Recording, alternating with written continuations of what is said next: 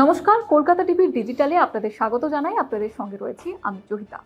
জিও এবার নিয়ে এলো একটা বাম্পার যে প্ল্যানিং, এবং এতে আপনি সুবিধা পাবেন যে এতদিন আমরা বছরে ১৩ বার রিচার্জ করতাম এবং পুরো বছরের জন্য, তবে এবারে ১২ বার রিচার্জ করলেই হবে। এবং যে নতুন প্ল্যানিং নিয়ে আসা হয়েছে জিওর তরফ থেকে, সেখানে ৩০ দিন অন্তর অন্তর রিচার্জ করতে হবে।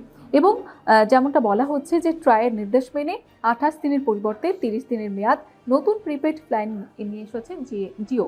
এবং আপনাদের জানিয়ে দেবো কী কী সুবিধা থাকছে। কী কী সুবিধা থাকতে বলছে যে ৩৩৯ টাকার প্ল্যান এবং প্রতিদিন 1.5 জিবি ডেটা, আনলিমিটেড কলিং এবং প্রতিদিন ১০০টি করে SMS এর সুবিধা পাওয়া যাবে।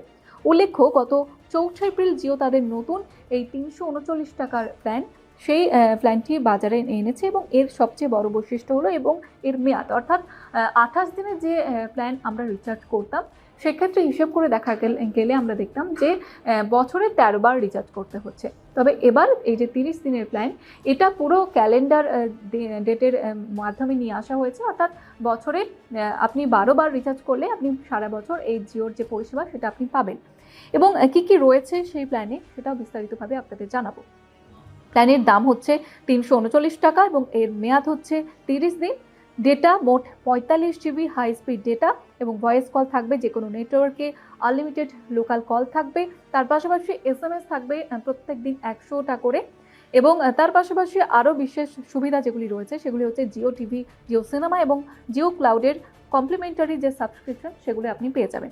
এবং এই যে এই প্ল্যানটা কেন বিশেষ, বলা হচ্ছে বছরে ১৩ বারের বদলে ১২ বার রিচার্জ, যা কিন্তু অনেকটাই সাশ্রয়ী, মধ্যবিত্তের কাছে অনেকটাই কিন্তু এটার প্রভাব পড়বে।